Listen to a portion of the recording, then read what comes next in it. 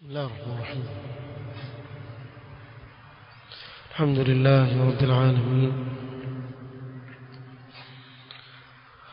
والصلاة والسلام على رسوله الأمين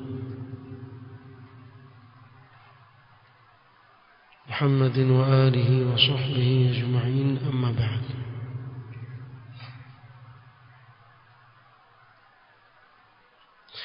leo ikiwa ni tarehe 13 mwezi wa Rajab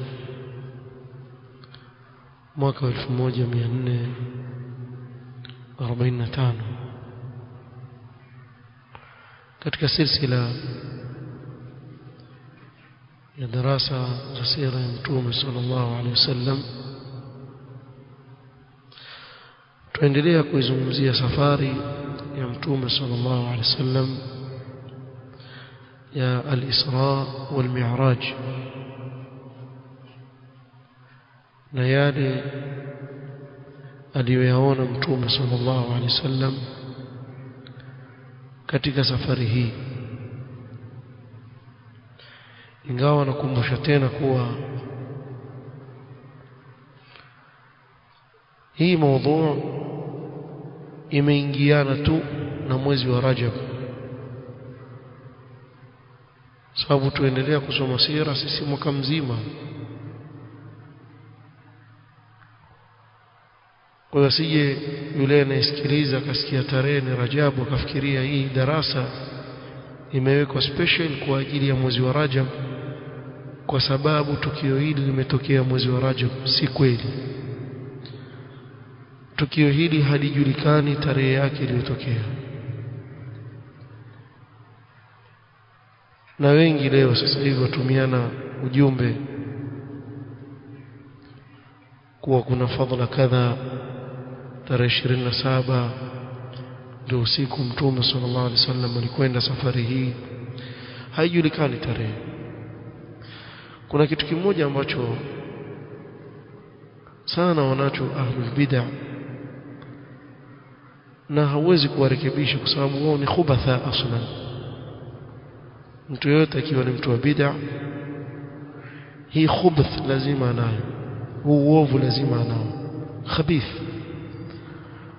Ukizungumza maneno kama haya hupenda kuwadanganya wale awam na kuwazuga, ukawasikia wasema kuwa waona wale wapinga hata safari ya Isra al-Mi'raj waipinga. Yani ukisema kuwa haikutokea tarehe 27 kwamba waipinga, anayekataa na kuikanusha safari ya Isra al-Mi'raj atakufuru, sababu hii safari imetajwa katika Qur'an. سبحان الذي أسرى بعبده ليلا من المسجد الحرام إلى المسجد الأقصى الآية. nani aweza kupinga kitu ambacho kimetajwa wazi kwenye Qur'an? Kwa tukisema kuwa haikutokea katika mwezi wa Rajab haimaanishi kuwa hili tukio halikutokea. Ni ile tarehe. Na mfano wake ni kama useme hakuna katika dini maulidi, zile mchakacha tu na nini na mambo mengine, si dini ile. Zile mkuteza mabega na nini. Aja mtu akwambia uona hawampendi Mtume, yaingia na wapi mambo ya mawili? Kukataza kucheza chakacha na kucheza viuno na mabega, ukikataza vipi umpendi Mtume? Si ndio wampenda Mtume sallallahu alaihi wasallam? Sababu akataza mambo ya munkar, mambo ambayo hayako katika dini. Wewe ndio wampenda Mtume sallallahu alaihi wasallam, bali wewe unayekwenda kinyume na Mtume sallallahu alaihi wasallam alivyozungumza na kueleza na dini aliyokuja nayo kutoka kwa Allah subhanahu wa ta'ala, wewe ndio usimpenda Mtume sallallahu alaihi wasallam, sababu humfuati. Qul in kuntum tuhibbuna Allah fattabi'uni.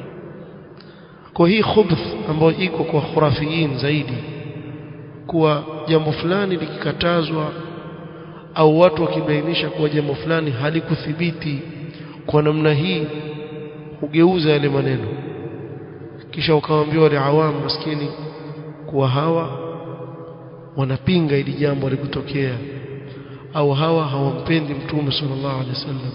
Makosa. na wewe mshike khurafi yoyote ami, ukimsikia sema wahabi, muulize hao wahabi nani, wana nini?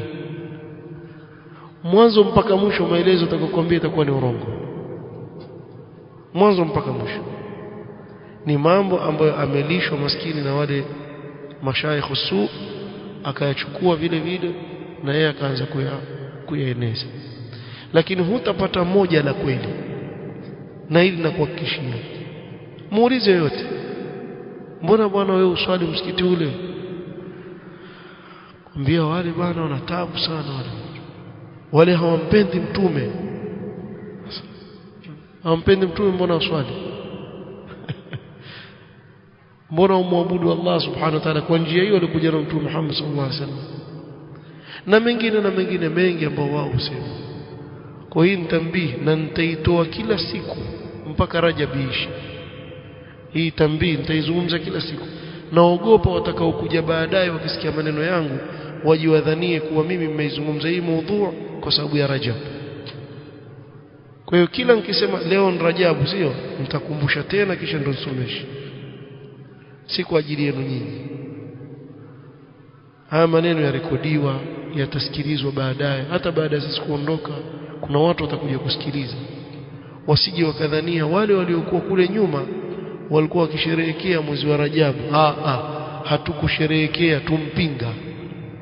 Hatuko huko. Turudi hapa. Katika matukio ya ajabu aliyoyaona Mtume sallallahu alaihi wasallam katika safari al-Isra al-Mi'raj, raa Rasulullah sallallahu alaihi wasallam حال المجاهدين في سبيل الله. Mtume sallallahu alaihi wasallam katika safari hii alionyeshwa na kuona hali ya wale waliopigana katika njia ya Allah, wakafa katika njia ya Allah subhanahu wa ta'ala. Kwa akaonyeshwa hali yao. Na ukiangalia hii yani safari ya Isra al-Mi'raj, mengi katika yale aliyoona Mtume sallallahu alaihi wasallam ni mifano amepigiwa, dharb al-amthal. So aona vitu kisha ahitaji tafsiri kwa nani? Kwa Jibril. Ile maana yake nini? Ile maana yake nini? Na wewe utaona yale tutakayoyataja yote hapa ni mifano amepigiwa. Aona jambo fulani lakini hajui kwa nini iko vile, kisha Jibril Mtume sallallahu alaihi wasallam amuuliza, amjibu kuwa wale ni watu aina fulani na wale ni watu aina fulani.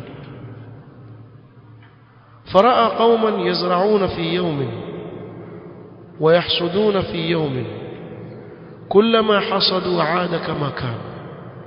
Akaona watu wapanda, bimaana wapanda mimea, kwenye siku ile ile wavuna, wakivuna ile mimea yarudi vile vile kama vile ilivyokuwa. Faqala Rasulullah sallallahu alaihi wasallam, ya Jibril, man haulai? Sababu kwa dhahiri yake huwezi kujua nani hao. Jibril, hawa ni watu gani? Qala haulai almujahiduna fi sabilillah. Jibril alayhi salam akamwambia hawa ni wale mujahiduna fi sabilillah, tudha'afu lahum alhasanatu bi 700 dha'fin. Allah subhanahu wa ta'ala awalipa jema mara 700. wama anfaqu min shay'in fahuwa yukhlifu wa huwa khairur raziqin. Na kile walichokitoa katika mali zao kwa ajili ya kuinusuru dini ya Allah subhanahu wa ta'ala, Allah huwapa badala yake, na yeye ni mbora wenye kutoa riziki. Na kwa munasaba huu napenda nijikumbushe nafsi yangu na ndugu zangu wanafunzi kuwa jambo la kutafuta ilmu na kuieneza laingia sana katika aljihad fi sabilillah, bali ndio afdalu anwa' aljihad fi sabilillah. wajahidhum bihi jihadan kabira. Kwa kule wewe kuitafuta ilmu ukaihifadhi ile ilmu na kuielewa kisha ukaifikisha kwa wengine, hii yaingia katika mlango wa jihad fi sabilillah. Na ukiangalia malengo ya hawa wawili, man qatala litakuna kalimatullahi hiya al-ulya fahuwa fi sabilillah, yule anayepigana ili neno la Allah tauhid iwe ndio iko juu kabisa, huyo yuko fi sabilillah. Ndio hilo hilo analolifanya yule anayelingania watu katika dini ya Allah, kuwa alingania watu ili neno la Allah liwe juu zaidi. Na huyu Mtume sallallahu alaihi wasallam akataja katika fadhila zake mwenye kutafuta ilmu yuko fi sabilillah, katika njia ya Allah subhanahu wa ta'ala, ainusuru dini ya Allah. Kwa hiyo ni bishara pia tulab alilm kufanya bidii katika kutafuta ilmu na kuieneza,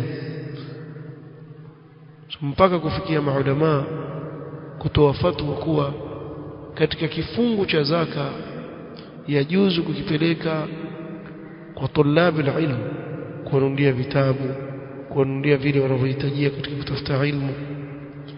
Wasema kwa sababu yaingia katika kile kifungu wa fi sabilillah, kama ile fatwa ya Sheikh Ibn Ibrahim al-Sheikh Muhammad bin Ibrahim al-Sheikh rahimahullah ta'ala. Kadhalika katika yale mambo ambayo Mtume sallallahu alaihi wasallam aliyaona ya ajabu, waraa Rasulullah sallallahu alaihi wasallam وهو في طريقه إلى بيت المقدس قوما ترضخ رؤوسهم بالصخر. Mtume sallallahu alaihi wasallam alipokuwa aelekea Bait al-Maqdis akaona watu, kuna mtu amebeba jiwe kubwa kisha ampiga mwenzake amelala, lile jiwe kile kichwa cha pasuka, kile kichwa cha tawanyika.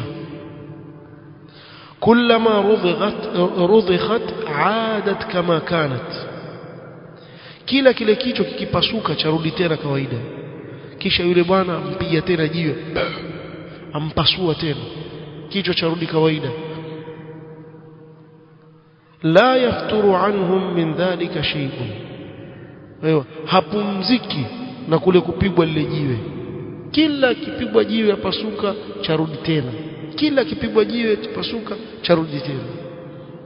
Faqala sallallahu alaihi wasallam, Mtume sallallahu alaihi wasallam akashangaa, akamwambia ya Jibril, man haula, na wale nani? Sikiliza makini. قال هؤلاء الذين تتثاقل رؤوسهم عند الصلاة. ule mtu unaulalia ule una habari kubwa sana.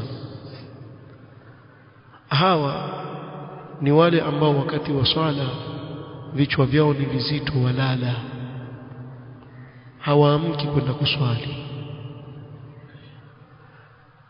Hili ameliona Mtume sallallahu alaihi wasallam kwa wale watu ambao ni wazito katika kwenda kuitekeleza ibada ya swala. Na wengi angalia, huyu ni katika Uislamu, natakana swali, sio? Wengi katika watu leo waingia katika makamio haya, wengi sana, hasa katika salatu al-fajr, hii swala ya al-fajr. Yani yule anayelala ili swala ikampita, hii ndio adhabu yake, kuwa atakuwa apigwa kwa jiwe, kichwa cha tawanyika charudi tena, pigwa kwa jiwe, kichwa cha tawanyika charudi, kila kikirudi apigwa kwa jiwe. Sasa hivi waweza kuwa hapa duniani aona raha ule mtu ageuza hivi alala, wewe chukulia ule mtu ndio lile jiwe litakuja kupigwa nalo la kichwa, pigwa nalo la kichwa. Na tuangalie ule ukweli. Leo sisi hapa tuishi waislamu wangapi katika mtaa? Yani tuseme sasa hivi kutakuja utla ya wanafunzi, hao wanafunzi wote kila mmoja ataenda kwao kufanya da'wa. Mimi nafikiria hapa haitofika tarehe moja hapa, na huwa ni hivyo, haifiki tarehe moja. Lakini mashaallah ikifika Ijumaa sisi twajaa mpaka nje.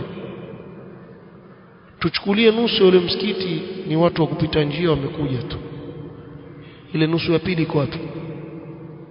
Wako wapi hao majirani zetu ambao ni waislamu hapa waishi karibu, hatuwaoni misikitini wakati wa salatu al-fajr? Wako wapi? Ama ndio wao kupigwa mawe? Kila mmoja jiangalie nafsi yake. Yani kule kuwa mzito katika kuiswali swala hii ndio adhabu yake. Akifa huyo mawe tu, jiwe tena, si mawe madogo litapigwa utapasuka, jiwe la kutawanya kile kichwa kisha charudi tena, pigwa atawanywa kichwa charudi tena. haulai alladhina tatathaqalu ru'usuhum 'inda as-salah.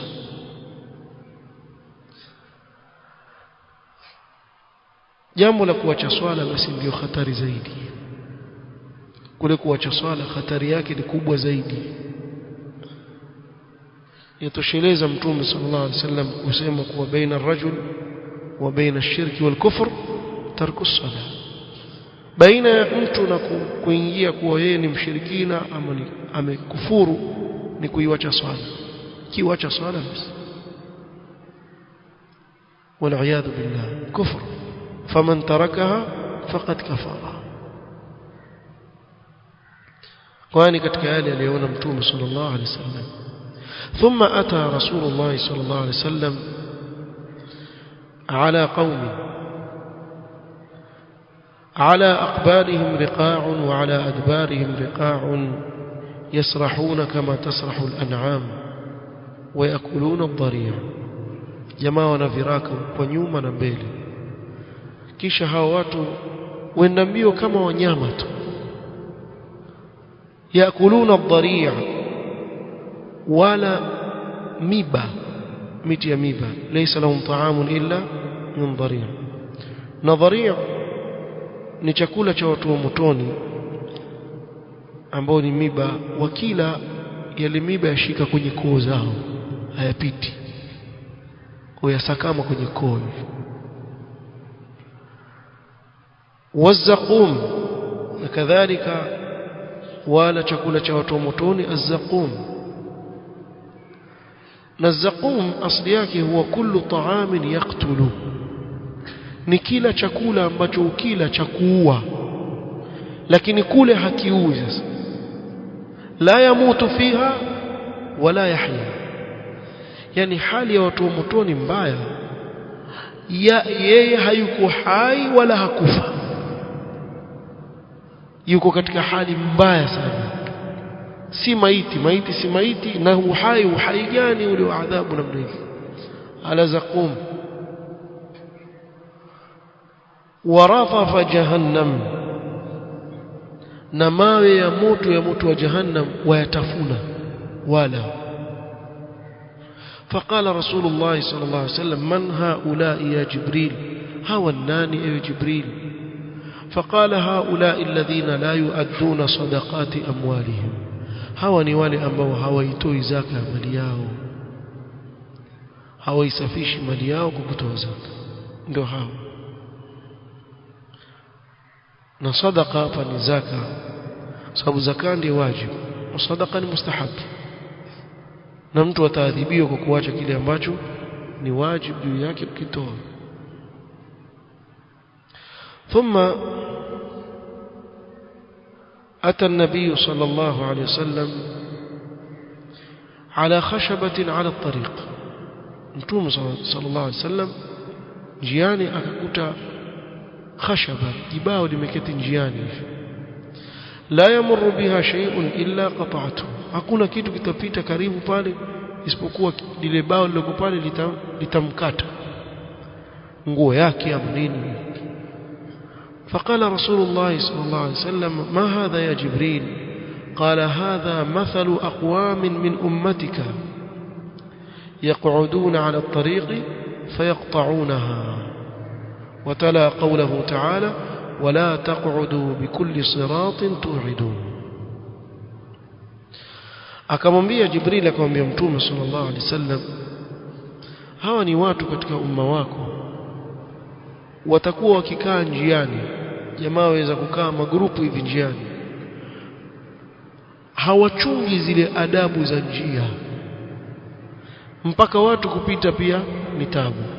Au pia waweza kuwa ni quta'u turuq, watu wakipita wawanyafura na kuwaibia hawabakishii, ndio yule kila anayepita akwaruzwa. Na tulisoma katika majuma yaliyopita huko adabu za njia ambazo atakana Muislamu ajipambe nazo. Mtume sallallahu alaihi wasallam akamwambia masahaba wake, iyyakum waljulusu ala turuqat, akawaonya kutokana na kukaa njiani, hizi maskani za njiani huko. Mtume sallallahu alaihi wasallam amewaonya masahaba msikae. Faqalu ma lana buddun, masahaba wakamwambia Rasulullah, sisi tuhitajie hivi vikao kwa sababu wao walikuwa na faida ndani ya vile vikao, si vya leo. Walikuwa na faida ndani yake gani? Inma hiya majalisuna natahaddathu fiha, ni mikao yetu ambayo sisi huzungumza pale. Walikuwa wakizungumza biashara zao, walikuwa wakizungumza mambo ya dini. Unsikia lipi jipi ambalo mwenzako alikumfikia katika dini umfikishia. Sasa ikiwa vikao hivi Mtume sallallahu alaihi wasallam ametahadharisha, je, vikao vya marungi? Billah alaikum, hivi vikao ambavyo vina faida ndani yake, masahaba wasema sisi hatuna budi vile vikao tupata faida ndani yake. Mtume sallallahu alaihi wasallam avionye. Je, hivi vikao vya kucheza dhumna, watu wamekaa njiani wacheza dhumna, na kila anayepita pengine wamsengenye, pengine wamfanyie istihza, maskhara, watu wamekaa wana kazi ya kufanya, wamekaa pale. Hii hali ambayo leo ipo, Mtume sallallahu alaihi wasallam akamwambia, fa idha abaitum illa almajalis fa'atu at-tariqa haqqaha, ikiwa mmekataa mtaka kukaa tu pale, basi ipeni njia haki yake, sababu njia ina haki. Sasa hizi haki ukizikosa waingia katika hawa watu ambao mfano wake umepigwa hapa katika safari Isra al-Mi'raj. kisha akataja zile haki, ghaddu al-basar wa kaffu al-adha wa raddu as-salam wal amru bil ma'ruf wan nahy 'anil munkar. Na hili tumelieleza kwa kirefu katika darasa nyingi kama wiki 2-3 zilizopita. Kufumba macho, si kila anayepita waangalia tu, ikiwa uwezi usikae. La pili, kaffu al-adha, jizuie usiwaudhi watu, na si wale wanaopita peke yake, na wale unaokaa na wao pia usiwaudhi kwa maneno au kwa vitendo. Waraddu salam, na mkisalimiwa mrudishe ile salamu, muitikie salamu. Na hapa pia utaona ile kosa, asalamu alaykum, salam ndio kwetu, salamu ajibiwa. Allah musta'an. والامر بالمعروف والنهي عن المنكر. Na katika mikao ile kuwepo na jambo la kuamrishana mema na kukatazana maovu. Sasa sijui kama wakati kwenye mikao ya gati utafanya nini. Lazima uamrishe mema, ukataze maovu. Wewe umekaa, ama kumetokea mtu yosengenya pale, mmekaa pamoja, lazima umkataze, kuamrishana mema na kukatazana maovu. Sasa hizi adabu ikiwa zipo, usikae. Hakuna khairi katika vikao kama hivi. Katika mambo aliyoyaona Mtume sallallahu alaihi wasallam, thumma raa Rasulullah sallallahu alaihi wasallam wa huwa fi tariqihi ila Bait al-Maqdis rajulan qad jamaa hizmata hatabin adhima. Kama mtu amekusanya tita la kuni kubwa, la yastati'u hamlaha, hawezi kulibeba ile tita la kuni kubwa sana. Wa huwa yuridu an yazida alaiha, hili hawezi kubeba, aenda tafuta kuni zingine aongeze. Faqala Rasulullah sallallahu alaihi wasallam, ma hadha ya Jibril, hii nini? Mfano huu ni wa nini? Qala hadha ar-rajulu min ummatika, mumona huyu mtu, huyu ni katika umma wako wewe. تكون عنده أمانات الناس لا يقدر على أدائها, atakuwa na amana za watu hawezi kuzifikisha.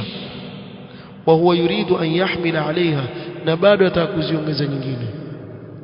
na hii yaingia katika pande nyingi sana. Kwa mfano, yeye mwenyewe yale yake yamemshinda nyumbani, ataka kuwa kiongozi katika huu umma, abeba ya uongozi, abeba yake na ya watu wengine juu, na yake amemshinda nyumbani. Kwani wako wangapi wanafanya hivyo? Na hii yaingia katika mambo mingi sana. Jambo la uaminifu, jambo la uaminifu ambalo leo limekosekana sana kwa watu wengi sana. Hili ukilizungumza utomaliza, lakini hawa wameonekana pia mfano wake. Usijitie katika kundi hilo. ثم أتى رسول الله صلى الله عليه وسلم على قوم تقرض ألسنتهم وشفاههم بمقاريض من نار. kisha mtume sallallahu alaihi wasallam akaja kupata watu ndimi zao zakatwa katwa na midomo yao yakatwa. Maqaridh mfano wake ni kama kitu kidogo kama nail cutter, yani kitu cha kukata hivi. Akitoa ulimi wakatwa, mdomo wake akatwa, kisha arudi sawa sawa, kisha akatwa tena. Kullama quridat aadat kama kanat, kila vikatwa virudi tena. La yafturu anhum min dhalika shay'un, hakuna kupumzishwa, akatwa tu. فقال رسول الله صلى الله عليه وسلم يا جبريل من هؤلاء؟ hawa nani hao wakatwa ulimi na mdomo? Sikilizeni vizuri طلاب العلم hapa, pasikilizeni makini sana. قال هؤلاء خطباء امتك, hawa ni makhatibu wa Ijumaa. Hawa ni makhatibu wa Ijumaa, wale wanaohutubu siku ya Ijumaa, wanaotoa kalima, watu wa nini, na yatugusa sisi طلاب العلم. hawa ni makhatibu. ya'muruna an-nasa bil-birri wa yansawna anfusahum, waamrisha watu mema na mambo ya kheri, na wao wajisahau nafsi zao. Wao hawayafanyi yale wanaoamrisha watu. Hawai wao ni mfano mzuri katika mujtamaa kuwa waamrisha mema na wao wayafanya.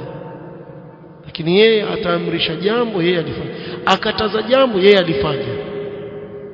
Wahum yatluna alkitab afala yaqilun, kama ilivyokuja katika aya, atamuruna an-nasa bilbirri wa tansawna anfusakum wa antum tatluna alkitab afala taqilun, amtia akili mkafahamu.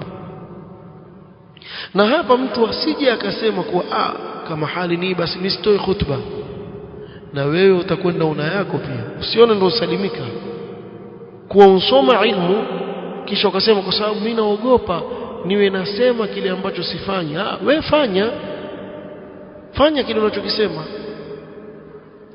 Kabla hujazungumza sadaka, mwanzo katoe sadaka. Si wewe jamani, toeni sadaka jamaa, waanfiqu, na mwenyewe ukipewa wala amilina alaiha, na watu wakipewa mbaya sasa ifikisha wala amilina alaiha, mwanzo ajiangalia yeye. Ya jamaa, sasa wewe wazungumzia watu nini na wewe wafanya nini?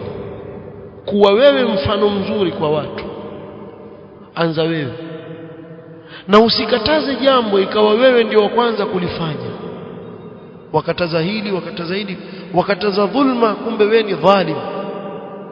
Nyumbani kwa nasi dhulma si lazima wajepa watu, nyumbani kwako tu, kumdhulumu mkeo, kumdhulumu watoto wako haki zao, waingia hapo. Sasa sema mimi basi sitoi khutba, lakini si usoma, utakwenda kuulizwa mbele ya Allah wa an ilmihi madha amila bihi, uliifanyia nini ilmu yako?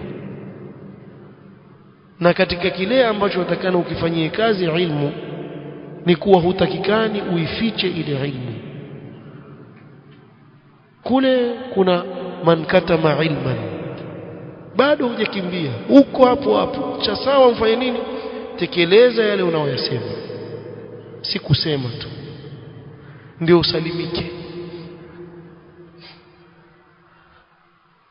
ثم أتى رسول الله صلى الله عليه وسلم على جحر صغير يخرج منه ثور عظيم.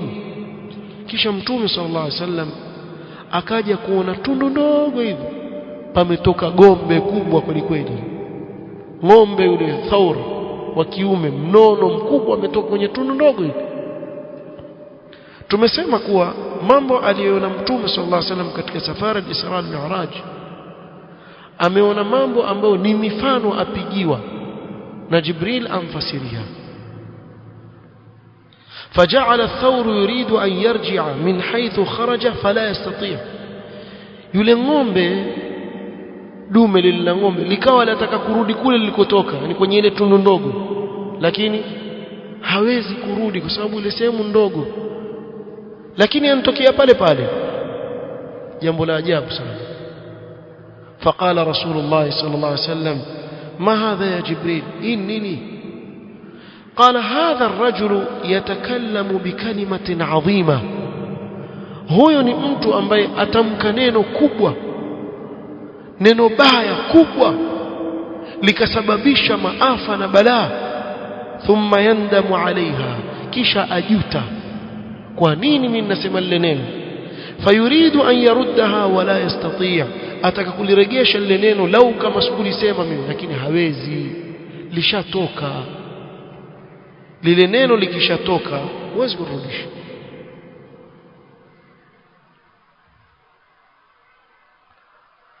وكشف له صلى الله عليه وسلم عن حال آكل الربا في دار الجزاء بضرب مثال. kisha Mtume صلى الله عليه وسلم akaonyeshwa hali ya mlaji riba, anayekula riba, kesho akhira akapigiwa mfano. faraa rajulan yasbahu fi nahrin min damin, akamwona mtu aogelea katika mto wa damu.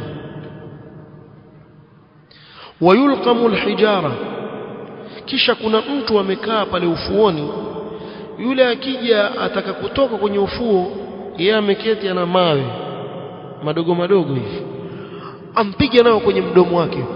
Sasa yuarudi yule, aenda huko azunguka, ataka kutoka, piga kwa mawe.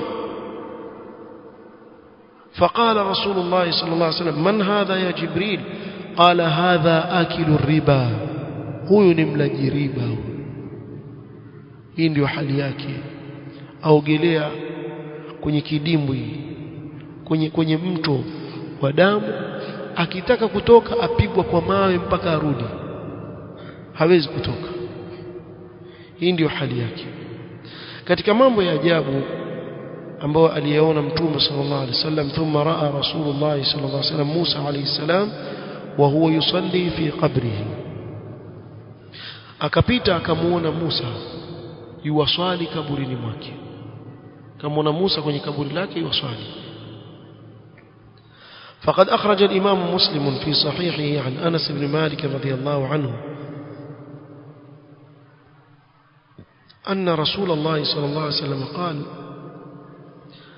أتيت أو مررت على موسى ليلة أسري بي عند الكثيب الأحمر وهو قائم يصلي في قبره. nilipita kwa Musa alayhi salatu wasalam, kwa akamuona Musa alayhi salatu wasalam katika kaburi lake aswali. Lakini bila shaka swala hii si ile swala kama ya duniani kuwa imekalifishwa lazima iswali, kwa sababu sasa hivi si dar al-amal, barzakh si sehemu ya amali. Lakini huenda kuwa Allah subhanahu wa ta'ala amejalia hii ni katika sehemu ya starehe wanaokuwa nayo wale watu. Alafu makhurafi hutumia hadithi katika kuvutia watu kwenda mpaka kuanza kuomba maiti. Wana Musa bana alikuwa yuswali kwenye kaburi, alafu ndio nini? Ndio maana yake aombwe pasi na Allah subhanahu wa ta'ala? La, ili tukio amelieleza Mtume sallallahu alaihi wasallam, ameliona. Sasa utaka kutuambia pia shekhi wako yuswali kwenye kaburi Musa? Basi hapa mtajua Mtume Musa alayhi salatu wasallam, na Mtume sallallahu alaihi wasallam akusema yote mwingine amemwona yuswali, amwona Musa alayhi salatu wasallam katika kaburi lake aswali. ثم وصل الرسول صلى الله عليه وسلم إلى المسجد الأقصى، كشمتوم صلى الله عليه وسلم كفيك مسجد الأقصى بيت المقدس، ومعه جبريل عليه السلام. fawajada al-anbiya qad jumi'u lahu, akawapata mitume wote wamekusanywa ndani ya msikiti. Ukiwa utakisia hii hali na hali ya dunia utapata tabu. Ni mambo ya ghaib. Ilikuwa vipi? Allahu a'lam. Ni mambo ya barzakh, anayeweza kila kitu Allah subhanahu wa ta'ala ameyafanya. Wakakusanywa wale mitume. فقدم جبريل عليه السلام الرسول صلى الله عليه وسلم وصلى بالأنبياء إماما. Mtume sallallahu alaihi wasallam akatangulizwa na Jibril akawaswalisha mitume wote, na ndio maana mtume wetu sallallahu alaihi wasallam aitwa Imamul Mursalin. Yeye ndiye imamu wa mitume wote, kawaswalisha. روى الإمام مسلم في صحيحه عن ابن مسعود رضي الله عنه قال قال رسول الله صلى الله عليه وسلم فحانت الصلاة فأممتهم. Ifikia wakati wa swala mimi nikawaswalisha. Nilipohudhuria swala mimi nikawaswalisha. Lakini hapa kuna suala. Mtume sallallahu alaihi wasallam aliwaswalisha mitume wakati waelekea katika safari yake, alipofika Baitul Maqdis, kabla ya kwenda juu mbinguni kwenda kufaradhishiwa swala au baada? Hapa kuna khilaf baina wanavyuoni. Al-Imam Ibn Kathir rahimahullah ta'ala katika kitabu chake Al-Bidayah wan-Nihaya amekwenda kwa kauli ya kuwa Mtume sallallahu alaihi wasallam aliwaswalisha mitume baada ya kutoka kufaradhishiwa swala. Aliposhuka ndio akawaswalisha, kisha kutoka pale ndio akarudi zake Makka. Kisha akaeleza kwa Mtume sallallahu alaihi wasallam alipopandishwa juu mbinguni, akawa yuwakutana na mtume mmoja baada ya mwingine. Lau kama angelikuwa shakutana na wao kule chini, kulikuwa hakuna haja ya kumuuliza Jibril, huyu nani na huyu nani na huyu nani. Maana Jibril alikuwa akimwambia huyu ndiye Adam, huyu ni Ibrahim, huyu ni Yusuf, huyu ni Musa, akimtambulisha kwa mitume wa Allah. Lakini alipokutana na wao kule, akawa ashawajua wale mitume wa Allah. Thumma nazala ila Baitul Maqdis thaniyan, akashuka mara ya pili Baitul Maqdis, wa hum ma'ahu, na wale mitume wako pamoja na yeye, kashuka nao. Wasalla bihim fihi, akawaswalisha nao hawa mitume katika Baitul Maqdis. Ibn Kathir asema thumma innahu rakiba al-buraq wa karra raji'an ila Makkah, akarudi zake Makkah, wallahu a'lam. Na ipi utaipata katika tafsiri ya Ibn Kathir. Haya ndio maelezo ya Imam Ibn Kathir. Kwa hiyo kuwaswalisha ilikuwa ni baada ya kwenda kufaradhishiwa sala, kisha akashuka kawaswalisha. Matukio ni mengi aliyoyaona Mtume sallallahu alaihi wasallam, na biidhnillah ta'ala tutaendelea kuyataja.